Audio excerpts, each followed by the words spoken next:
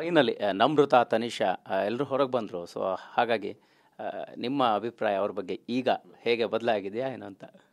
ಇಲ್ಲ, ತನಿಷಾ ಅವರು ಒಬ್ಬರು ಒಳಗಡೆ ಇದ್ದಾಗ ನಾನು ಫಸ್ಟ್ ಹೋದಾಗ ನನಗೆ ಇಷ್ಟವಾದ ಕ್ಯಾರೆಕ್ಟರ್ ಫಸ್ಟ್ ಹೇಳಿದಂಥ ಕ್ಯಾರೆಕ್ಟ್ರಲ್ಲಿ ಅವರು ಒಬ್ಬರು. ಬಟ್ ಆಮೇಲೆ ಹೋಗ್ತಾ ಹೋಗ್ತಾ ಐ ಥಿಂಕ್ ನನಗೆ ಸ್ವಲ್ಪ ಡಾಮಿನೇಟರಿ ಕ್ಯಾರೆಕ್ಟರ್ ಅಂತ ಅನಿಸ್ತು. ನನಗೆ ಡಾಮಿನೇಟಿಂಗ್ ಕ್ಯಾರೆಕ್ಟರ್ ಸ್ವಲ್ಪ ಇಷ್ಟ ಆಗಲ್ಲ. ಯಾಕಂದರೆ ಒಬ್ಬರಿಗೆ ನೀನು ಹಿಂಗೆ ಮಾಡು ಬಾಸಿ ಮಾಡು ಅಂತ ಹೇಳುವಂಥ ಕ್ಯಾರೆಕ್ಟರ್ ಇಷ್ಟ ಆಗಲ್ಲ. ಅದನ್ನ ನಾನು ಸ್ಪಷ್ಟವಾಗಿ ಹೇಳಿದ್ದೀನಿ ಅವರಿಗೆ.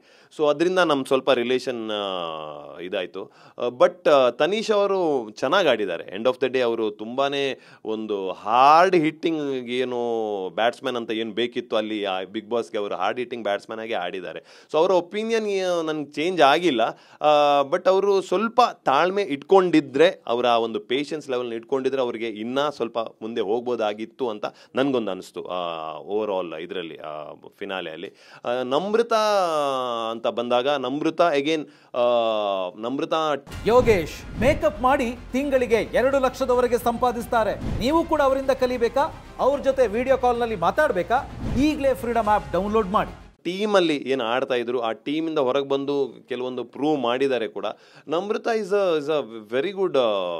ಅವ್ರ ಹತ್ರ ಒಂದು ಓವರ್ ಆಲ್ ಪರ್ಸ್ನಾಲಿಟಿ ಇದೆ. ಡ್ಯಾನ್ಸ್ ಆಗಲಿ ಅಥವಾ ಆಲ್ರೌಂಡ್ ಅಂತ ಹೇಳ್ಬೋದು, ಆ್ಯಕ್ಟಿಂಗ್ ಆಗಲಿ ಅಥವಾ ಒಂದು ಕೆಲಸ ಮಾಡುವಂಥ ಆ್ಯಕ್ಟಿವಿಟೀಸ್ನ ಕಲ್ತು ಇನ್ನೊಂದು ಮಾಡುವಂಥ ಒಂದು ಟ್ಯಾಲೆಂಟ್ ಆಗಲಿ.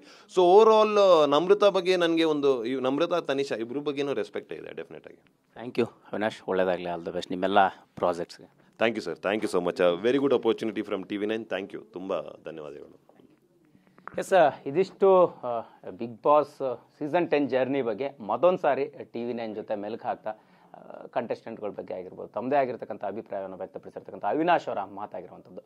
ಕ್ಯಾಮ್ರಾ ಪರ್ಸನ್ ಗಿರೀಶ್ ಜೊತೆ ಮಾಲ್ತೇಶ್ ಜಗ್ಗೀನ್, TV9 ಬೆಂಗಳೂರು.